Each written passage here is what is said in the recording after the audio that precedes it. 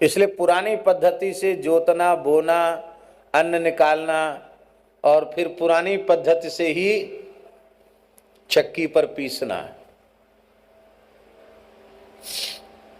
आज माताएं, आप लोग तो 6 बजे से कथा सुनने आती तो निश्चित ही 3 बजे तो उठी जाती होंगी, 4 बजे उठ जाती होंगी। नहीं महाराज, 8-9 बजे तक पढ़ी लिखी महिलाओं के सोने का फैशन है। काम तो कोई है ही नहीं। काम वाली आती है, बर्तन मांजेगी और थोड़ी सी अमीरी जिनको आ गई वो तो रसोई घर में भी नहीं जाती।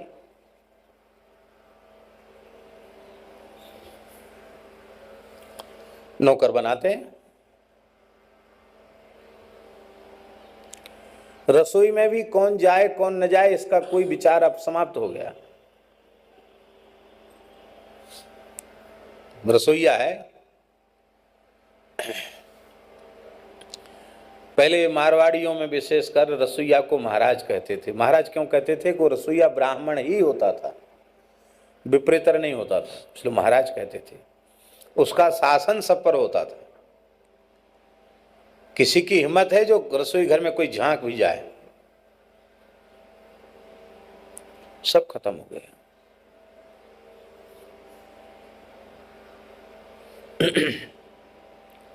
कुछ बातें ऐसी हैं जो मंच से कहने के योग्य नहीं है, लेकिन ये बात बिल्कुल पक्की समझो। अपने आचार विचार की स्वयं सुरक्षा करनी है तो किसी के घर का भी पानी मत पियो। खाने की बात तो छोड़ दो।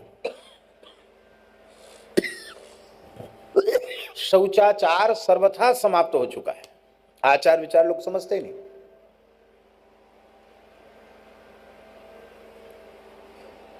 हमारे महाराज जी कहते थे, पंडित जी बातें चाहे जितनी कर लो, जिसके घर का पानी पी लिया, जिसके घर का खा लिया, समझ लो उसका जूठा खा लिया। ये स्थिति महाराज जी कहते थे। परोसने की पद्धति क्या है वर्तमान में? थाली में छू के परोसते हैं। और जो अधिक सभ्य हैं, नवनीत जी की भाषा में विशेष सभ्य हैं आधुनिक लोग, वो तो उसके प्लास्टिक के टिफिन जैसे होते हैं, उसी को टेबल पर बीच में रख लिया जाता है और सब एक साथ लोग बैठते हैं। परोसने वाला कोई नहीं होता है। और उसमें ये थोड़ी कि दाएं हाथ से खाओ कि बाएं हाथ से खाओ, क्योंकि खाने के भी औजार होते हैं। कितने औजार पटक देंगे सामने लाके, भैया का किसी का ऑपरेशन होना है क्या? औजार, भोजन के औजार। बड़ी विचित्र स्थिति है। और वही बचा हुआ फिर रसोई घर में चला जाता है। सारी अमनिया सामग्री दूषित हो जाती। सब जूठा तो हो गया। चलो ऐसा नहीं है तो थाली में छूकर परोसने की परंपरा है, ऊपर से देने की परंपरा नहीं। और ऊपर से दे दो तो लोग नाराज हो जाएंगे, अरे भिखारी के जैसे, कुत्ते के जैसे टुकड़ा हमको डाल रहे हो। उनको ये होश नहीं है कि छूकर परोसने से वस्तु जूठी, हाथ जूठा, फिर पात्र में स्थित सामग्री जूठी हो गई। वो सामग्री फिर चली गई भीतर रसोई घर में, तो रसोई की सारी सामग्री जूठी हो गई।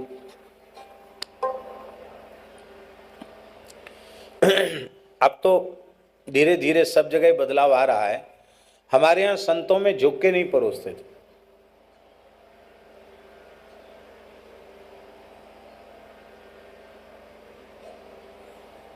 पाँच सौ 1000 साधु की पंगत बैठी है, झुक के पहुंचेंगे तो बेचारी की कमर तो वैसी रह जाएगी। सीधे खड़े होके बड़ी डंकी पलटा, एक बार में जय सिया राम, पूरा कटोरा भर गया दाल से। एक बार की चम्मच नहीं, पूरा चमचा रहता साग का, एक बार में जय सिया राम। महाप्रसाद ऐसे ऐसे नहीं धरा जाता, चम्मच से ऐसे, और ढेर लग गई पत्तल के ऊपर। और फुलका हाथ फिरे हुए, ऐसे हाथ में लिया, ऐसे ऊपर से खड़े खड़े, और इतना अंदाजा महात्माओं को कि किसी ने 2 मांगे तो ऐसे पकड़ते कि 2 ही आते, किसी ने 4 उंगली इशारा किया तो ऐसे पकड़ 4, किसी ने ऐसे कर दिया मैंने 5 तो ऐसे। अब पंगतों में बैठने की सभ्यता ही लोग नहीं समझते। पंगत में आपने ऐसे कर दिया तो इसका मतलब है 5 फुलका दे दो, आप कैसे करते 5 फुलका हाथ पे आपके पट्ट से गिर जाएंगे, और नहीं संभाले तो बगल के पत्तल पे चढ़ जाएंगे, और फिर पंचायती मार पड़ेगी खड़िया खड़िया करके, वो अलग। और कहीं आपने कह दिया आधी दे दो, जैसे गृहस्थियों में कहते नहीं आधी रोटी ले लो, तो आधी का मतलब आधी नहीं होता, आधी का मतलब होता है वो महात्मा के हाथ में जितनी रोटी है उसकी आधी। 100-200 रोटी है, फुलका है तो उसके आधे। अब शौचाचार टकसार ये भी धीरे धीरे महात्माओं में भी विलुप्त होता चला जा रहा है।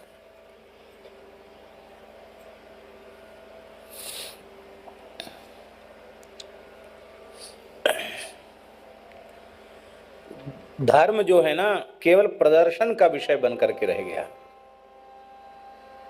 सत्संग से विवेक होता है, बिनु सत्संग विवेक न होई, राम कृपा बिन सुलभ न सोई।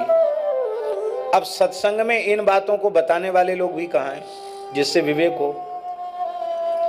ये तो सीधी कह देंगे अरे क्या जूठा सकरा, भगवान ने जूठे बेर खाए थे, छिलका खाए थे, ये सब क्या आचार विचार, कुछ नहीं, राम ही केवल प्रेम प्यारा, जान ले जो